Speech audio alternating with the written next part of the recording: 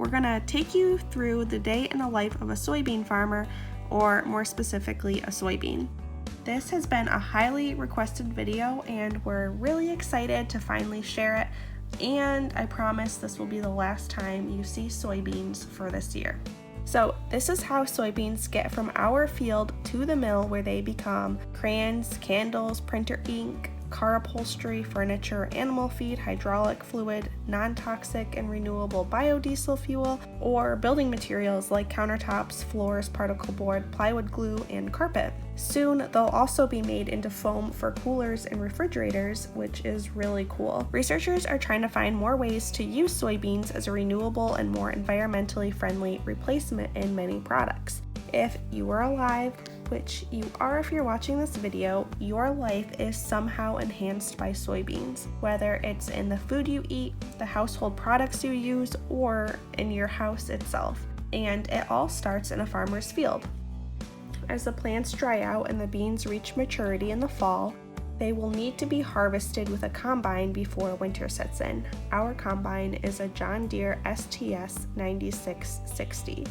You've seen lots of footage of the combine harvesting beans this year, but we haven't really shown you what happens after that.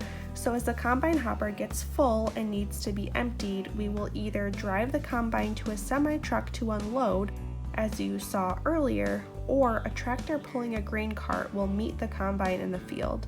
This allows the combine to cut beans without stopping, and we can get more acres cut in a day. The tractor and grain cart will meet the trucks at the edge of the field to unload. Soybeans are brought back to the farm on trucks, where they will either be dried in the grain dryer or unloaded directly into the grain bin. Any beans over 15% moisture need to be dried first, and beans under 15% moisture can be put in storage right away. Soybeans can be stored for a year or more under the right conditions. However, we will not keep them on the farm that long. They will all be trucked to the mill this fall before we start harvesting corn, because we only have one grain storage bin and we need that to store corn after we pick it. When the bin is nearly empty, this sweep pushes around the entire circumference of the bin to suck all of the beans out, and then the beans are loaded back into a truck to be taken to the mill.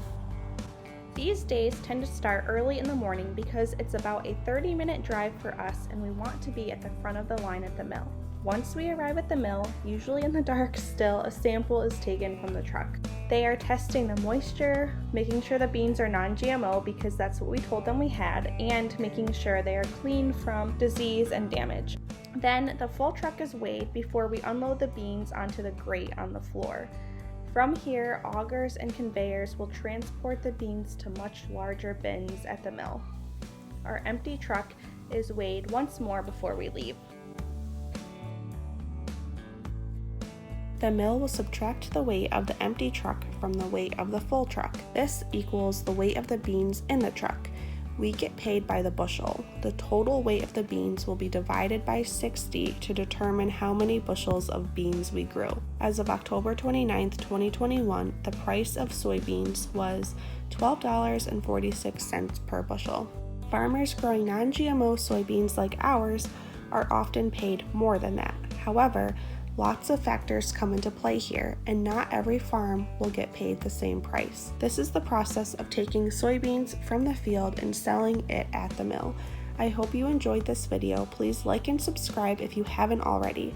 And anytime you have questions about something on our farm or any farm, please leave a comment below so we can make a video for you. Thanks, and see you next time.